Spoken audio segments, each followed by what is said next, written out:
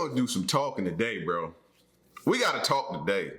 Because a lot of people seem to be under the assumption that their relationship is, it's okay, it's peachy, it's hunky-dory. My relationship is great, never been better. How long y'all been together? We've been together for 2 months. It feels like it's been 20 years. Hold that thought. What's good, TMG fam? It's your boy L, and I'm back with another reaction. How y'all feel? Welcome back to the channel. Salute. 2 months, 3 months, 4 months, 5 months, a year, 2 years, 5 years. You still don't know each other, bro. You still don't know each other. So, and I don't never claim to act like I know everything, bro. You know what I mean? But it's just funny to hear people when if you know, man, communication is one of the biggest hurdles you have to overcome. And it's not just a one-time thing, it's a constant effort. But before I veer off left, man, we're gonna get into this case of Jody Arias. All right. So the description reads, right? Jody dated Travis Alexander for about 5 months, right? 5 months. 5 months of dating. You would think everything is just, oh man, y'all are still giving each other googly eyes. No, you hang up. No, you hang up. No, you hang up. No. Stop. Stop. It said, but their relationship didn't end after that. She became obsessed with him.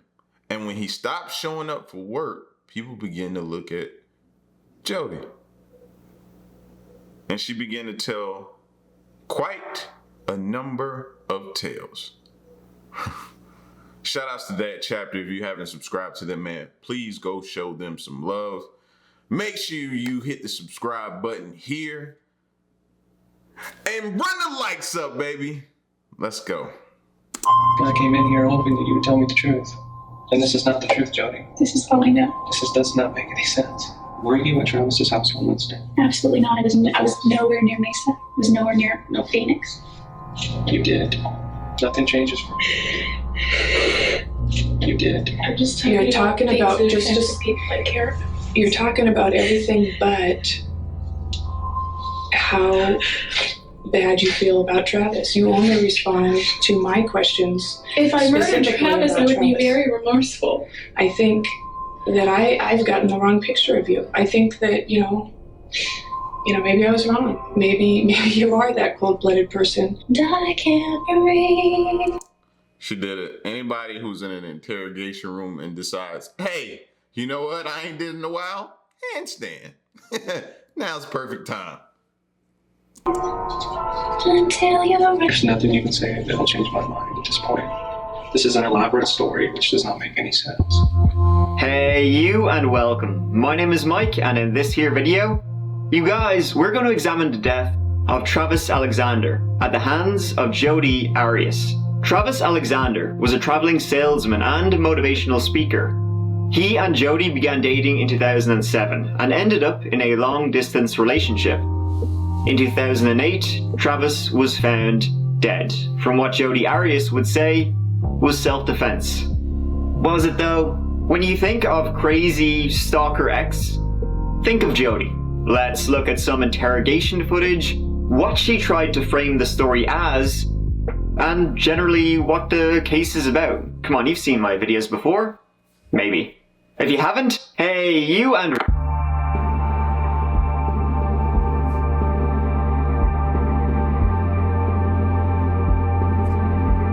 How well do you know your girlfriend or boyfriend or significant other? Travis was born in 1977 in Riverside, California. A case that's not in Canada or Florida? Weird. He was introduced at a very young age to the Church of Latter-day Saints. And she's over here, so I'm looking at my peripheral because I don't want to turn this way. And I'm like, and she's like, shut up. And I got this guy against my neck, But good news is they didn't kill me. And, I'll see it's done. He would go on to be a salesman and a motivational speaker for a multi-level marketing company. Jody, on the other hand, was born in Salinas, California in 1980. She showed an interest in photography at a young age, which continued throughout her adult life. Her childhood years are pretty unremarkable. However, she said she was an abused child, claiming her parents hit her with wooden spoons and a belt. Who didn't get the wooden spoons? I was just man, I was about to throw my hat across the room, and y'all know I don't hardly throw my hat. So what? We have got to stop this. Oh man, I was abused because I get it. I get it. Now, if you were abused, I'm not taking anything away from you. But if you got the beating that I got for things that I did that I deserved the beating for, in my opinion, then shut up about it. Because you didn't get abused. You know what I'm saying? We gotta start drawing that line in the sand of what was and what isn't. You know what I mean? And that's for you to decide. If you felt after hearing me say that or whatever, then you were abused, fam. I have no right. Let's clear that up. All right. But yeah, I caught the wooden spoon and a belt a few times, bro. I got it. Spoon growing up. Travis met photographer Jody at a 2006 conference and hit it off. Before they parted, Travis, then 30 years old, and also a devout member of the Church of Jesus Christ of Latter-day Saints, urged Jody, 27 at the time, to read the Book of Mormon. Not the South Park guy's piss take, the actual book. Within months, Jody converted to Mormonism, and the pair began a romance that Travis's friends thought was a bit, toxic. When Travis broke up with Jody 5 months later, he told his friends he felt guilty about breaking his vow of premarital celibacy. Oh, naughty boy.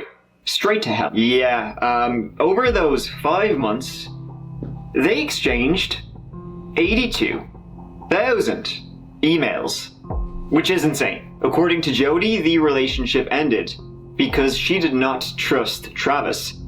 She would later allege that Travis was a sexual deviant who was physically and sexually abusive to her, and that he wanted her to be his personal slave. Yet, weirdly enough, if he was like that, their breakup didn't end their contact.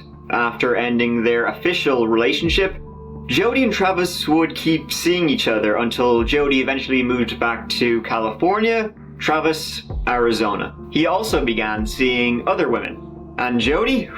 She didn't like that. This, I guess you could say, short, fiery relationship, only 5 months, after Jody was a lot more invested than Travis was. Who's more jealous? Men or women? Oh, we gonna spark this debate in the comment section. Who's more jealous? Men or women? And don't just throw out men or just throw out women and then move. Leave something that supports your case. You know what I mean? Leave a comment that supports up under your choice. Leave a comment that supports your case, your theory. It's just all just relative. It's theory. You know, nobody's right or wrong. She would do anything for him, and also to him, including killing him. Around this time, Jody would slash his tires when she popped down to Arizona, hacked into his Facebook account, stalked him on dates, and sent vicious, anonymous emails to the women he was seeing. Sicko. He also told his friends that one night at his house, Jody snuck through the doggy door while he was sleeping, which is hilariously creepy. In a blog entry, Travis wondered if some date might have an axe murderer penned up inside her. He already dated her. He also told his friends, don't be surprised if I end up dead one day, which is a normal thing to say. However, despite all this, bizarrely, Travis and Jody continued to maintain their sexual relationship. In early 2008, Travis told people that Jody would join him for a work-related trip to Cancun, Mexico, scheduled for June 15th. However, a few months... Now, all right, you know what I mean? Rest in peace to Travis, right? But he had to put a stop to this at some point in time. When you keep entertaining it, it's like feeding the fuel to the fire, bro. You get what I'm saying? Like, you see, bro, she crawled through a doggy door. If that don't scream psycho, I don't know what does. You crawled through my cycle. You crawled through my doggy door, bro. No. Ain't no more intimate meetups or nothing like that, bro. You gotta get away. I gotta get away. We need space. And I don't mean space of just being you a couple houses down. No. If you in Cali, I need to be in Georgia. If you in Georgia, I need to be in Cali. That type of space. Later, Travis asked to change his traveling companion to another female friend. Then, on May 28, 2008, a burglary occurred at Jody's grandparents' house. She also lived in that home too. Among the objects missing was a .25 caliber automatic Colt pistol, which was never recovered. Wonder where it went to. On June 2nd, 2008, Jody rented a car from Rent-A-Car in Redding, California, and drove to Travis's home in Mesa, Arizona, where they took pictures of them having sex together in various nude poses. I couldn't find those pictures. Sorry, lads. Well, that's a lie. I did find them, but I don't want my friggin' channel deleted. Come on, guys. Travis then missed an important conference call on the evening of June 4th. On June 7th, Jody arrived back in California and returned the rental car. Before she did, while on her way back there, she met with friends in Utah, and one said he noticed Jody had dyed her blonde hair brown, and she had cuts on her hands. Weird. And when she returned the car, the employee there noticed that the floor mats of the car were missing, and that there were red stains on the front seat. On June 9th, with no one having seen Travis for a while and having been able to reach out to him, some of his friends decided to pop by his house. Entering the house, they found pools of blood in the hallway to the bathroom, where his body was discovered in the shower. When the police arrived, his friends specifically mentioned Jody as a possible suspect, telling them all of the things Travis had said, her stalking, hacking his social media, slashing his tires.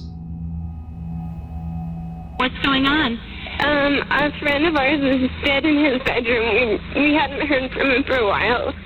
We think he's dead. His roommate just went in there and said there's lots of blood. I didn't go in, but I can give you the phone to someone who went in there. Yes, please, can you? Hello. Hi, so what's going on? He's dead. He's in his bedroom. Okay. In the shower. Okay, how did this happen? Do you have any idea? No, we have no idea. Everyone's been wondering about him for a few days. She said that there was blood. So is it coming from his head? Did he cut his head? It's all over the place. Is there any weapons around? I don't know. Not that I saw. I need all of you outside. Has he been threatened by anyone recently? Yes, he has. Okay. He has an ex-girlfriend that's been bothering him and following him and slashing tires and things like that. And do you know the ex-girlfriend's name? Do you remember it? Yeah. What's his ex-girlfriend's name? Taylor. And do you know if he's ever reported it to the police? Her name is Jody. No, he hasn't reported anything about Jody's behavior. They also found the camera which had the sexy time pics on it, which were taken at approximately 1:40 p.m. on June 4th.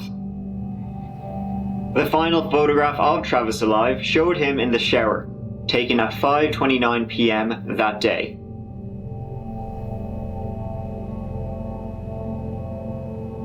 Photos taken moments later showed Travis profusely bleeding on the bathroom floor. A bloody palm print was discovered along the wall in the bathroom hallway.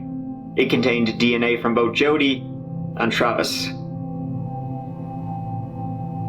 Jody was arrested at her home on July 15th and extradited back to Arizona in September. Investigators say that Jody stabbed Travis 27 times, slit his throat, and shot him in the head with the gun that was reported stolen from her grandparents' house.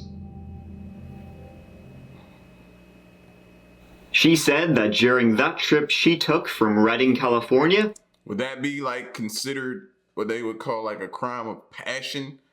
What would they consider that as, other than just heinous and just violent and just, bro, anytime you just just stab somebody a multitude of times, bro, like, you already just put yourself on a whole nother list to me, man, of different kind of crazy. She never went near Travis's house.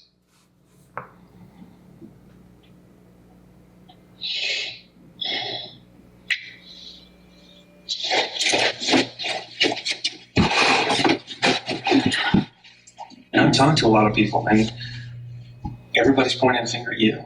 I know. You know, everybody is saying, I don't understand what happened to Travis. I don't know who killed him.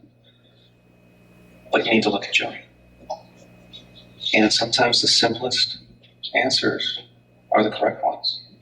And that's one of the reasons I started looking at you a little bit closer. I'm kind of just putting two and two together. Well, I And think it kind of matches. Was it Monday the 2nd? Right? And you didn't get to Utah until Thursday, you told me. yeah, I got to Utah on Thursday. So Thursday, and that's the 5th. Yeah, I think so.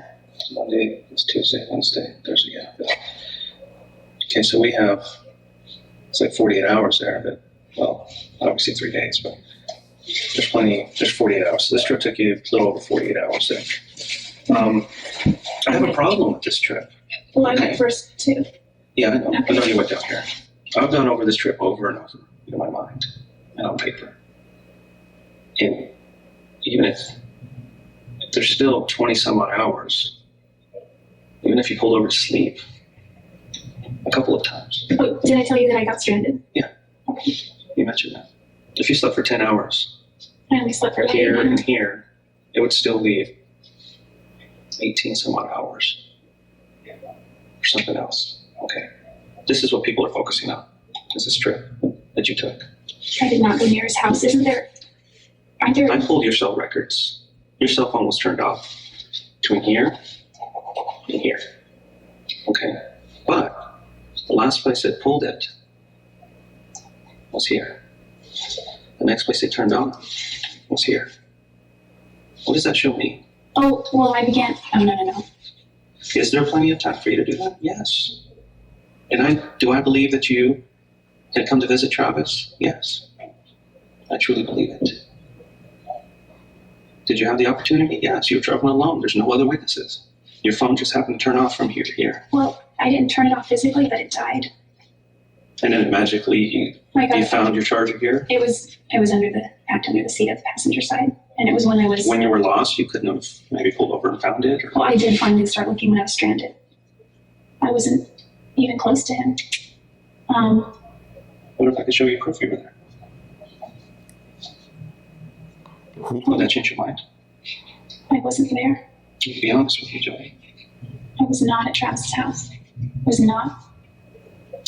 You were at Travis's house. You guys had a sexual encounter, which there's pictures. I know you know there's pictures because I have them. I will show them to you. Okay? So, what I'm asking you is for you to be honest with me. I know you were there. Are you sure those pictures aren't from another time? Positive. There's so much evidence in that house. So much. And it all points to you. I lived there. I was there for months and months and months. If I Need a Lawyer was a person, she needs a lawyer, bro. You're here. Let's look at the scene.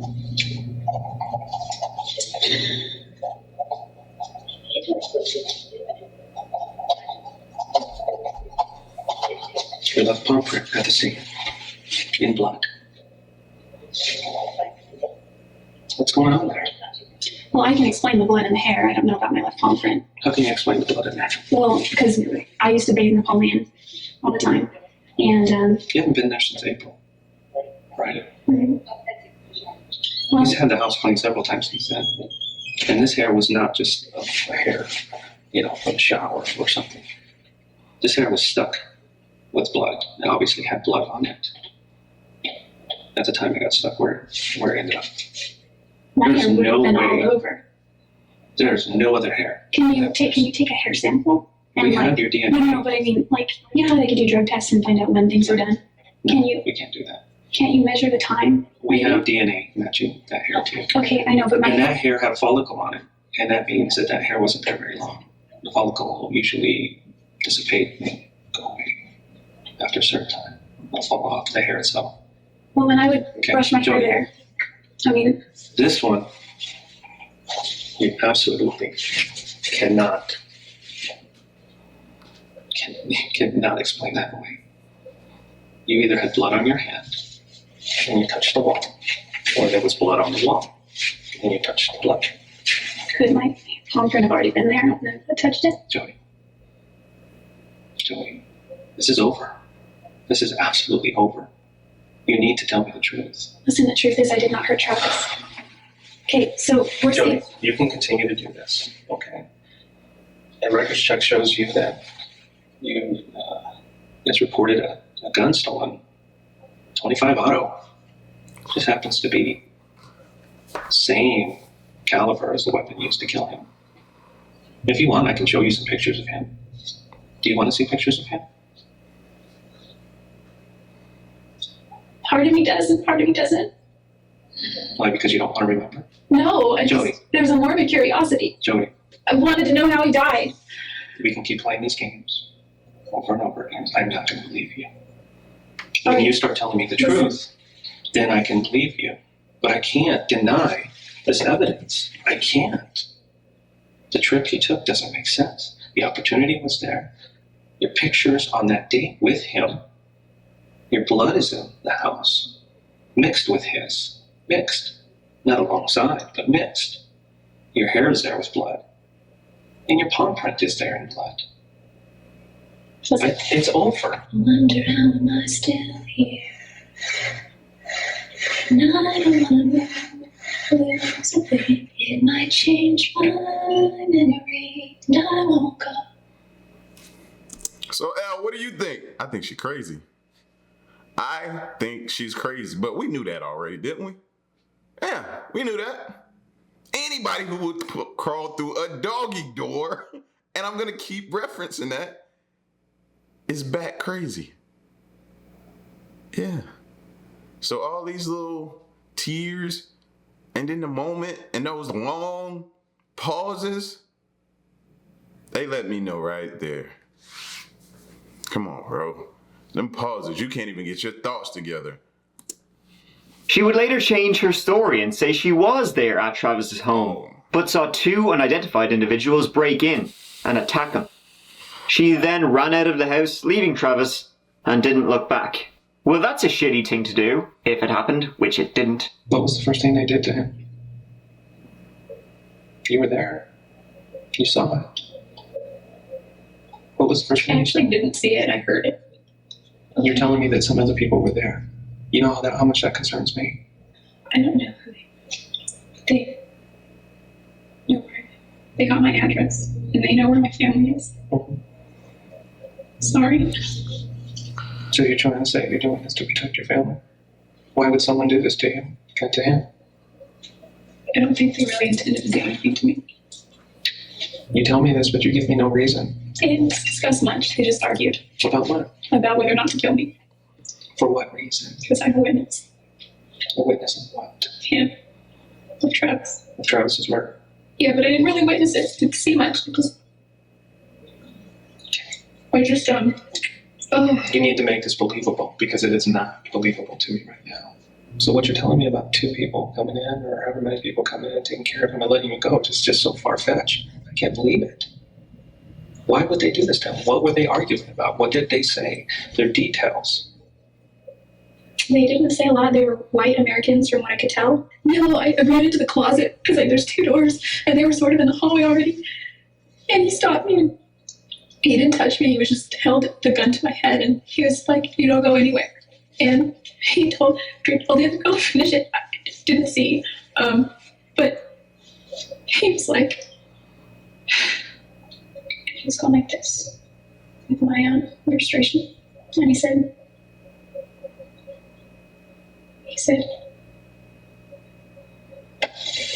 "You ever say anything about this?" Two people come in, first 2 white men. She gotta stop watching so many movies, man. That sounds straight up like a movie line.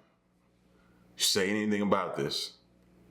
Your family, your loved ones, anybody's closest to you. Yeah, I can do that too, lady. Stop it, bro. Stop it. And then later you change it to... No, I don't think I ever said that. Yes, you did. When? At the beginning of the story. Well, it was not. And then you change it, "Oh, no, one's a female." It was female the whole time. I said I wasn't sure at first, but you could tell by their build. That doesn't make any sense to me. And there's no reason anybody would go after him. There's nothing in his past, nothing at that time that he was going through that would cause somebody to do that to him. And the fact that they left you alive and let you go, that never happens. Jody pled not guilty to first-degree murder. She later admitted to killing him, which is something, but only in self-defense. The attorney's office, they sought the death penalty. The prosecutors described Travis as a good man who was seduced and then stalked by Jody and killed by her in a jealous rage when she learned he was dating other women. However, Jody's defense said incorrect. They said that when Jody had enough of his pushiness, I guess you could say, Travis was able to rope her back in. Apparently, he was so possessive he would make her wear this shirt. I mean, whatever you think, that's a weird-ass shirt, either by a jealous girlfriend or a possessive boyfriend. Months before the trial began, Jody told the judge she wanted to represent herself. The judge allowed it so long as there was a public defender present at the trial. A few weeks later, and get this for the ultimate attempted character assassination, Jody attempted to get letters into evidence, which she claimed were written by Travis. In the letters, Travis admitted to being a pedo, but then the letters were tested and revealed to be forged. Within days of the discovery that the letters weren't real, Jody told the judge she was way over her head. No shit. And more or less said, "Fuck it, I tried that didn't work." Bring back in the professionals, and her legal team were reinstated, which is hilariously shitty. The trial against Jodi Arias began on January 2nd, 2013, with the defense arguing she killed in self-defense. Whoa! So we went round and round and round and round and round to now saying you killed in self-defense. Now, nobody dragged him out. Not you hadn't been there, but now you killed in self-defense. Nobody believes you at this point. We're exhausted. Sorry. When he slammed you down onto the ground, after you dropped the camera, how do you feel? I was scared, so he's freaking out, I'm freaking out. I rolled, like I said, I rolled off to my left and began to run down the hallway. And I could hear him follow, I could hear his footsteps chasing me. Were you scared when he was chasing you? Yeah, I didn't want him to grab me again. What were you scared that he would do? Who knows, at that point he had already almost killed me. I wasn't thinking when he almost killed me before that I was going to possibly die. I was just thinking I couldn't breathe, no air. That's all I could think of before I passed out. But it was later on that I realized that I could have died if he just held on to my neck a little longer. So I didn't want that to happen. I grabbed the gun.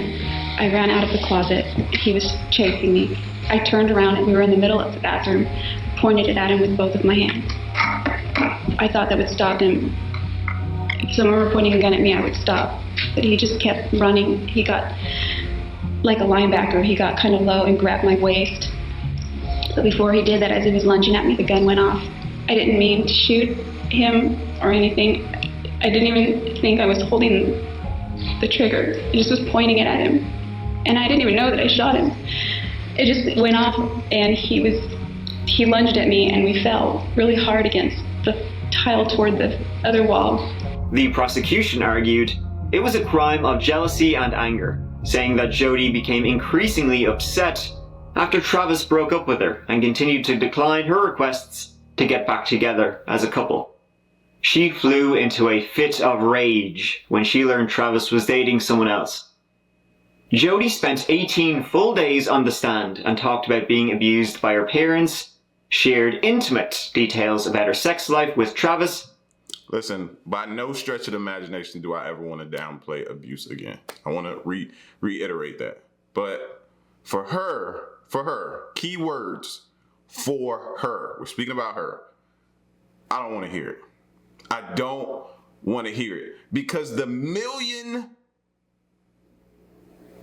question is, throughout all of that, the tussle, the fighting, the gun going off, all of that you claim happened because of the abuse and what you were pushed in, you had to do what you had to do, right?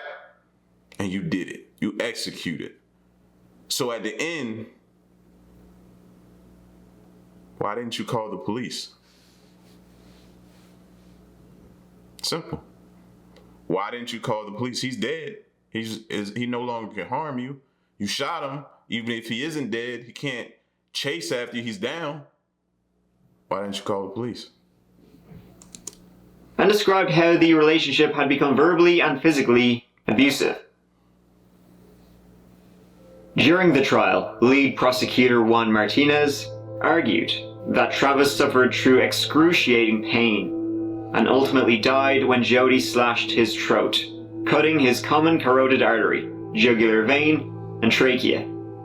She made sure she killed him by stabbing over and over and over again, and then finishing him off by slicing his throat.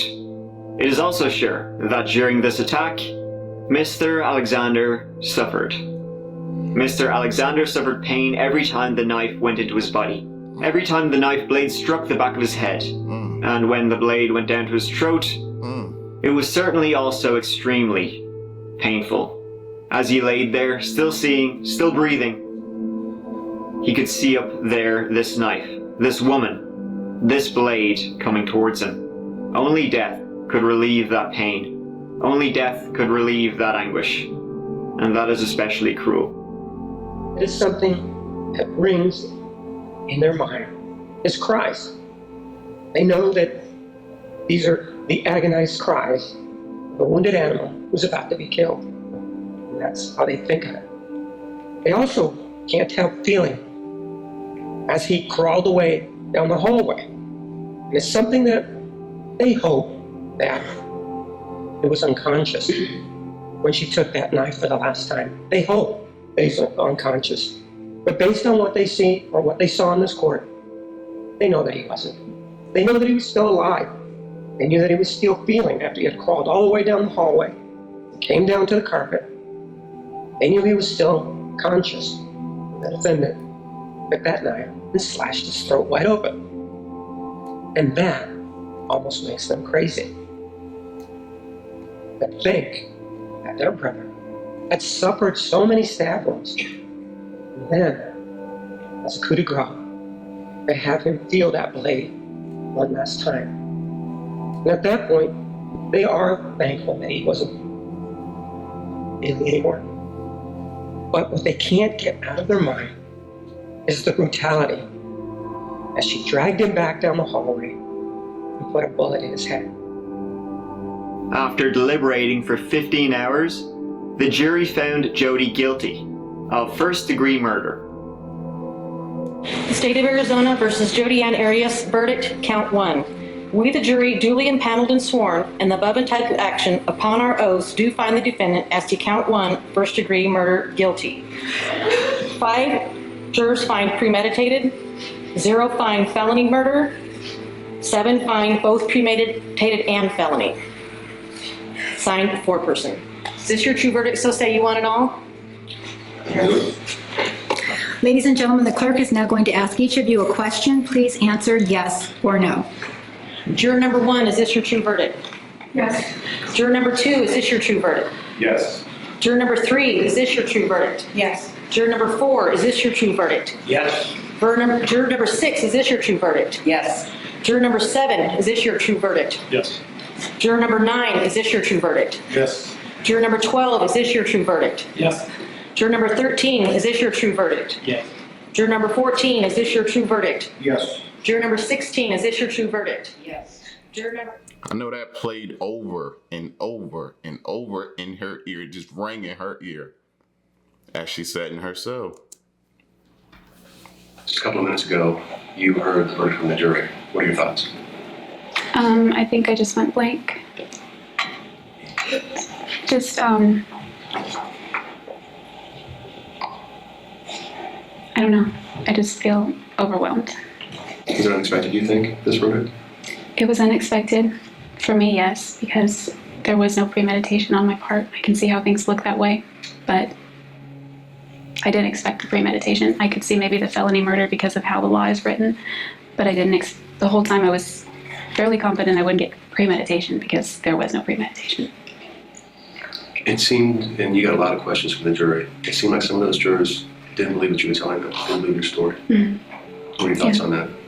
I can understand that, I think, because of the lies that I told in the beginning to try to cover up this, cover up that, hide. Did you avoid eye contact with Travis's family while you were in there? Did you make eye contact? And what are your thoughts on that? I typically avoided eye contact. Travis comes from a family where they all sort of look a lot alike. So when I see their faces, I see Travis, and I see the man that abused me, and I don't want to look at that. Do you have a sense of where the public feeling is about you? Whether you're liked or not liked? I mean, I get the sense that there is great division on both sides, but I believe the majority is against me.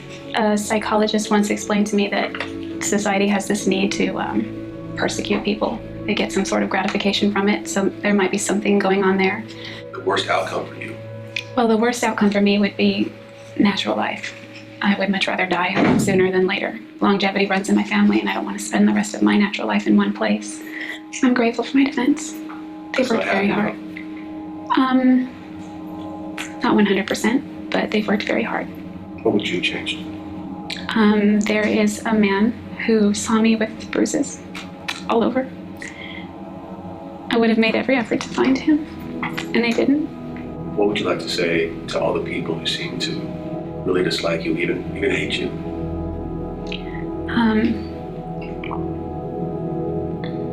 Well, maybe I should be flattered that they focus on me so much. If they dislike me so much, then why am I always on their radar? On May 23rd, 2013, during the sentencing phase, the jury were unable to reach a unanimous decision. A second jury was convened on October 20th, 2014, but they too were deadlocked 11-1 in favor of the death penalty. That left the sentencing decision up to the judge, although now the death penalty was off the table. On April 13th, 2015, Jody was sentenced to life imprisonment without the possibility of parole. She is currently living it up in the Arizona State Prison Complex, Perryville in Goodyear, Arizona, where she is like a level 5 maximum security inmate, so like top of the list of like shitty people in prison. Though prison seems to be a grand old time, here's a phone call she made in 2016 to Kareem Lefty Williams, a rapper who produced a video about her in order to bring awareness to PTSD and domestic violence. A lot of hate. A lot of hate. Oh yeah. Haters are gonna hate. Yeah, well, I think me and you are probably the most hated man and woman on earth right now, honestly. It's all good. If this is what it's like to be hated, keep hating. I've got so much love coming in my direction, I can't even respond to it all. Yeah, it's the haters who have a problem. This case was a real hit with the news media, mainly due to how sexualized it was. lurid details about this case, they were posted everywhere, giving everyone a chub. But it really is about the dangers of over-jealousy leading to a particularly gruesome crime.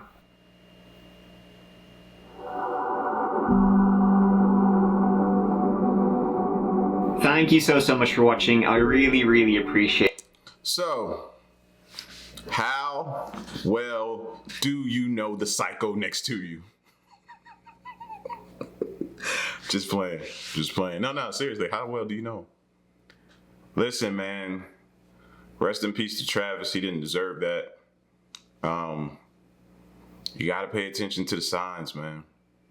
Got to pay attention to the signs. We say it over and over again.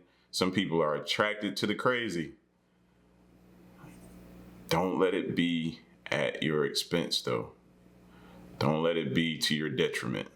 You know what I mean? A little wildness ain't bad, but she crawled through a doggy door. I'm gone.